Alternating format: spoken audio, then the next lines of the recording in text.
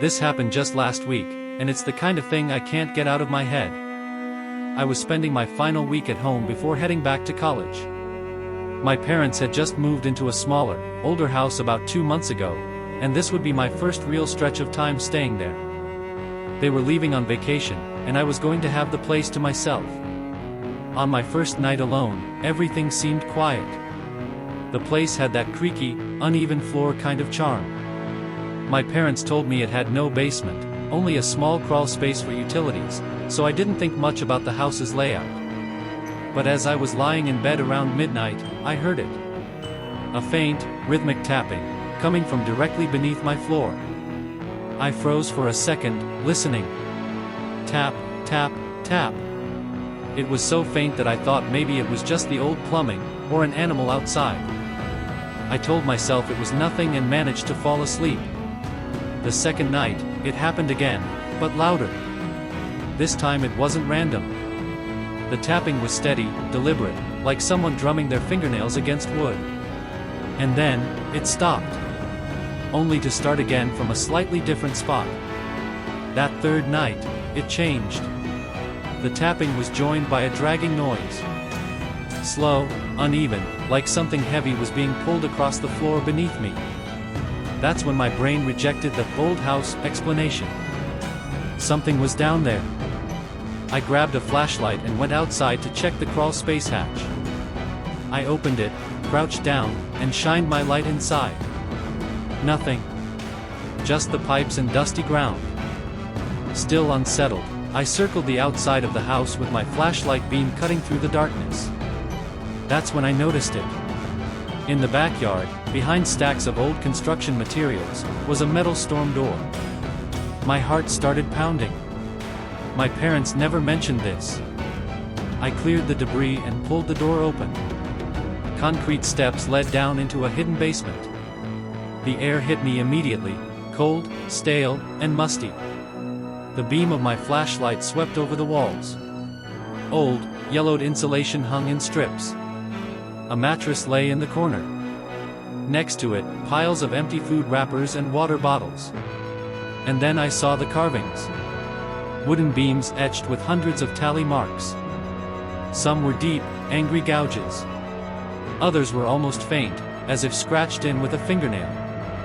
There were drawings too, twisted, disturbing images of people and animals. Most of them were violent. I got out of there as quickly as possible, shutting the storm door and locking it with a heavy padlock from the shed. I spent the next few hours trying to distract myself with TV.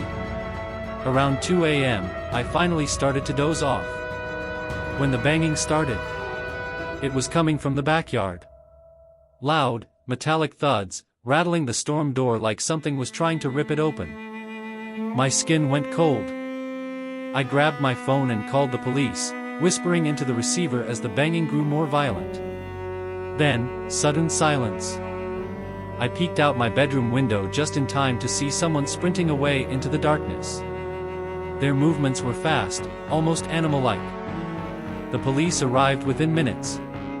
They searched the yard, the basement, even the surrounding woods. Nothing. One of the officers told me it was probably a squatter, but something in his tone made me think he didn't believe that either. I left for college the next morning, even though my parents told me I could stay longer. I couldn't. Not after that. I still haven't told them about the drawings or the tallies. I didn't want to scare them. But I can't stop thinking about one thing. Whoever was living under our house now knows they were discovered. And they didn't just leave quietly. They came back that night. Stories like this stay with you. They don't just fade away. Sometimes, it's not the start of a season that changes everything, it's the end. Because when the summer fades, the shadows grow longer, and the things hiding in them get bolder. Whether it's a hidden basement that shouldn't exist, a shack that vanishes without a trace, or a man in the forest who comes for you in the dead of night. The end of summer isn't just about cooler weather and falling leaves. Sometimes, it's about something finding you, and making sure you never forget it. What would you have done if you found someone living beneath your home? What happened inside that shack before it disappeared? And who was that man in the forest? The seasons change. But some things follow you. This happened about 7 years ago, in a part of Montana where life moves slow and everyone knows each other's business. I had just turned 23 and was still living in my hometown, a place with more farmland than streetlights. Late one August morning, I was driving down a stretch of rural highway that cut between endless wheat fields. That's when I saw it.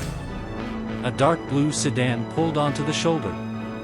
The driver's side door was closed, but there was no one inside. No hazards on, no sign of trouble. It looked like someone had just stopped to take in the view. I kept going, thinking maybe the driver had walked up the road to make a call or get some fresh air. That night, on my way back, the car was still there. But this time, the driver's door was wide open. The inside light glowed faintly, casting a small halo into the dark. The road was silent except for the wind moving through the wheat. No movement. No sound. Just that car, waiting. My stomach twisted. Something felt wrong. I pulled out my phone and called the non-emergency sheriff's line, told them what I saw, and kept driving. I figured they'd check it out. A week passed. Then, I heard it on the local news. That same car belonged to a man who'd been reported missing by his family. His name was Robert "Bobby" Hensley. He was last seen leaving work in town, and his phone went dead about an hour later. The stretch of road I saw the car on was the last place anyone had spotted it. My brother, who worked as a volunteer firefighter, told me there was going to be a coordinated search effort. With his help, I joined one of the smaller search teams, just a few firefighters, police officers, and local volunteers. We met up early in the morning, and the plan was to sweep an area of woodland and irrigation ditches near where the car had been found. The air was cool, but the sun was already burning the dew off the grass. The smell of dry earth and weeds hung in the air. We walked for hours, combing through tall grass and scrub brush. Then, about halfway through the day, someone in our group shouted. We all made our way over to a dense thicket at the edge of a shallow ravine. That's where we found it. An old maintenance shack. Half collapsed, weathered wood, metal roof rusting in patches. It was almost completely hidden by overgrowth. You wouldn't see it unless you were standing right on top of it. One of the firefighters pried the door open. Inside, it was dark and smelled like mildew. The floor was covered in dirt and leaves that had blown in over time. But there were fresher signs of life. A pile of food wrappers in one corner. An empty water jug. A rolled-up sleeping bag that looked recently used. And in the far wall, a bullet hole. I remember just standing there, staring at it, my brain catching up to what I was seeing. Someone had been here. Recently. Maybe even while the search was already underway.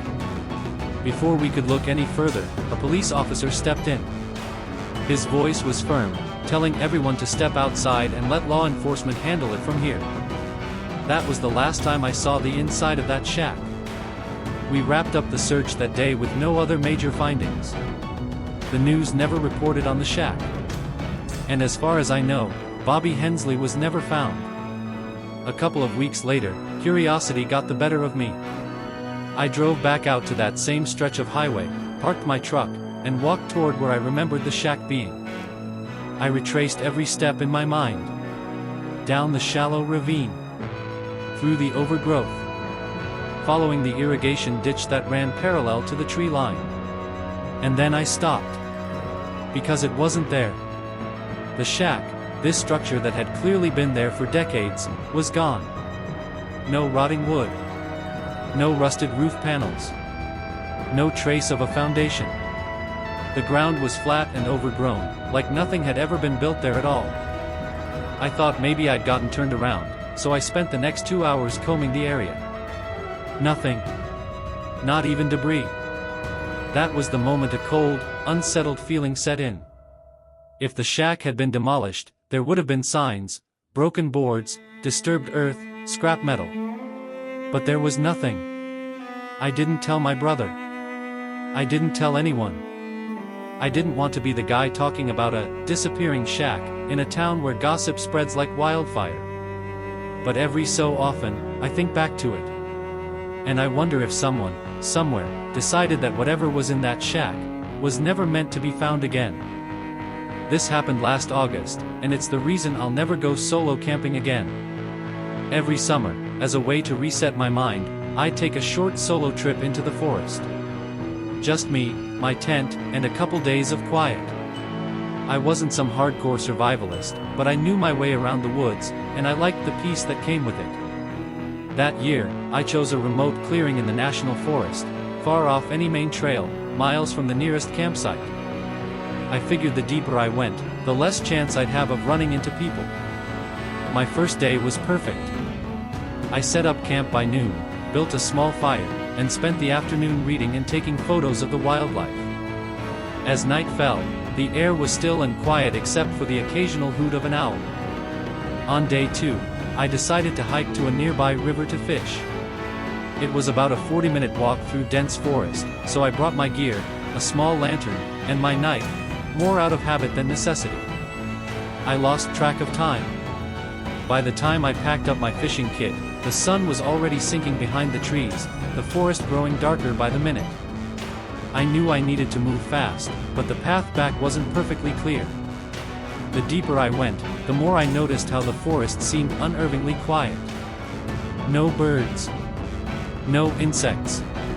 Just the sound of my own boots crunching the undergrowth. About halfway back, I saw it, a faint light swaying in the distance, maybe 50 yards ahead. My first thought was that another camper was out here. I called out. "Hello?" The light froze. Then, after a long pause, it clicked off. A second later, I heard movement. Not footsteps, crashing. Heavy, fast movement through the trees. But it wasn't coming toward me. It was moving parallel, just out of sight, keeping pace with me. My chest tightened. I gripped my knife and walked faster, trying to keep my breathing steady. By the time I reached camp, the sound had faded. I told myself it was just some animal.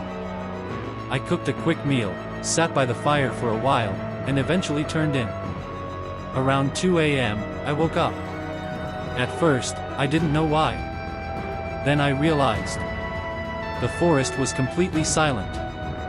No wind, no animals, just an unnatural stillness. I reached for my lantern and unzipped the tent as quietly as I could.